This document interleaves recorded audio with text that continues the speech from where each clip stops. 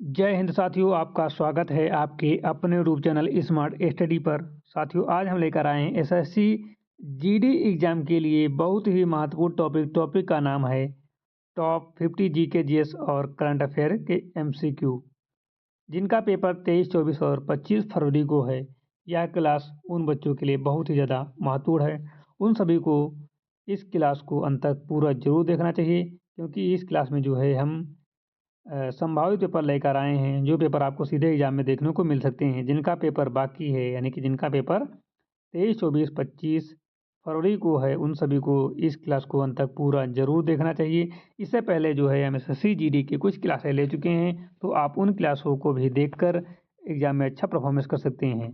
जो बच्चे इस क्लास को देखेंगे, उनको जो एग्जाम में इस क्लास से 4 से 5 क्वेश्चन देखने को मिल सकते हैं। मैक्सिमम 4 से 5 क्वेश्चन मिनिमम देखने को मिल सकते हैं, ठीक है। मैक्सिमम तो कितने भी, लेकिन मिनिमम जो है 4 से 5 क्वेश्चन देखने की पूरी संभावना है, ठीक है। तो आज की क्लास को हम बिना टाइम वेस्ट करे स्टार्ट करेंगे। तो क्लास को स्टार्ट करूँ उससे पहले, यदि आप लोग अभी तक स्मार्ट स्टडी यूट्यूब चैनल को सब्सक्राइब नहीं किए हो, तो सभी लोग चैनल को सब्सक्राइब कर लीजिए, ठीक है। हम आज की क्लास को स्टार्ट करते हैं। पहला क्वेश्चन आ रहा है स्क्रीन पर।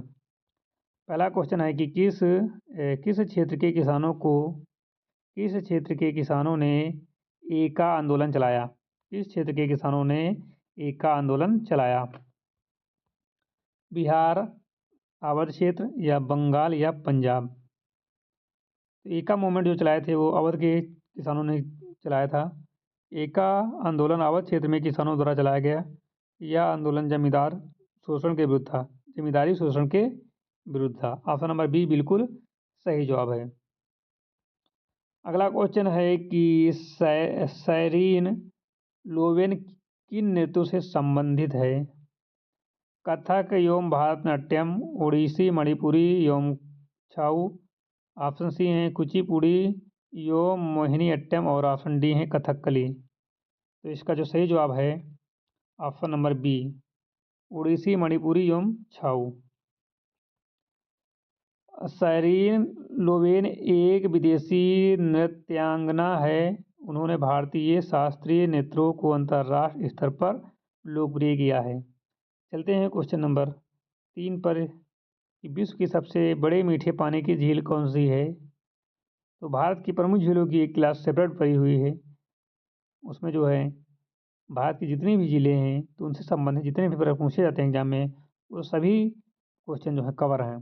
तो आप लोग झीलों से संबंधित क्लास को जो है जरूर देखो। इसी यूट्यूब चैनल पर पड़ी हुई है, ठीक है। 12 झीलों के नाम से पड़ी है, ठीक है। भारत की प्रमुख झीलों के नाम से क्लास है, थंबनेल मिल जाएगा भारत की प्रमुख झीलें। तो इसके ऑप्शन है विक्टोरिया झील, सुपरियल झील या बैकाल झील या टिटिका झील। विश्व की पूछा सबसे मीठे पानी की झील, भारत की नहीं विश्व की। तो राइट आंसर हो जाता है ऑप्शन नंबर बी, सुपीरियल झील। सुपीरियल झील जो है क्षेत्रफल की दृष्टि से विश्व की सबसे बड़ी मीठे पानी की झील है। यह उत्तर अमेरिका में स्थित, कहाँ? उत्तरी अमेरिका में स्थित है। अगला क्वेश्चन कि पीपला मूल के फल किसके संक्रमण को दूर करते हैं? पीपला मूल के फल किसके संक्रमण को दूर करते हैं? बैक्टीरिया, वायरस, प्रोटोजोआ या फंगस? तो राइट आंसर हो जाता है नंबर सी, प्रोटोजोआ। पीपला मूल के फल जो है आयुर्वेद में औषधीय माने जाते हैं। इनका उपयोग प्रोटोजोआ जनित रोगों में किया जाता है। ऑप्शन नंबर सी बिल्कुल सही जवाब है। भारत में लौकिक सार्वभौमिकता है क्योंकि संविधान की प्रस्तावना किस शब्द से प्रारंभ है, यानी कि जिस शब्द से संविधान की प्रस्तावना प्रारंभ है उस शब्द का नाम लिखना है। वही क्वेश्चन पूछ रहा है।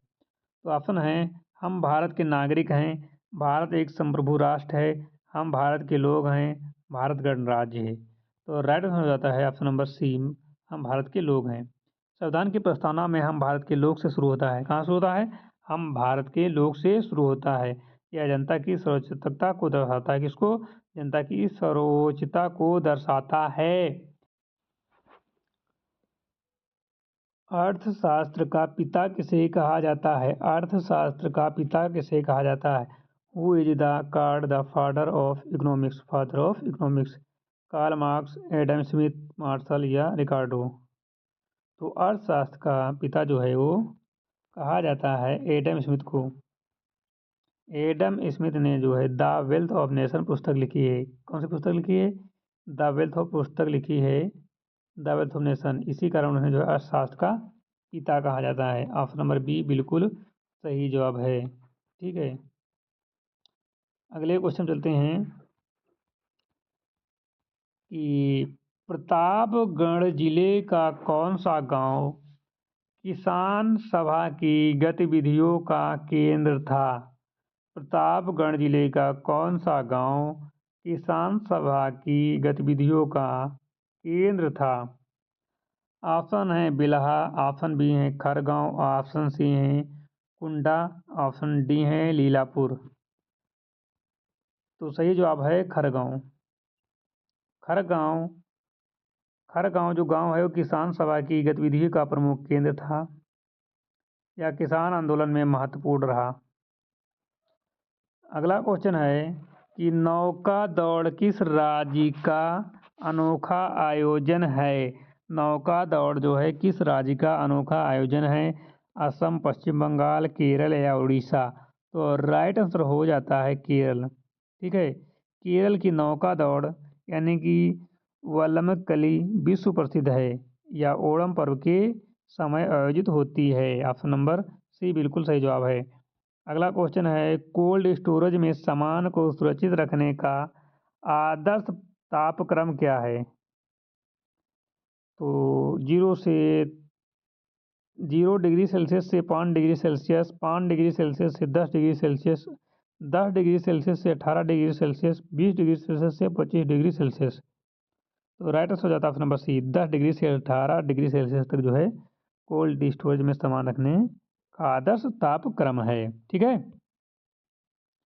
अगले क्वेश्चन चलते हैं। अगला क्वेश्चन है कि दूरबीन का आविष्कार किसने किया था? दूरबीन का आविष्कार किसने किया था?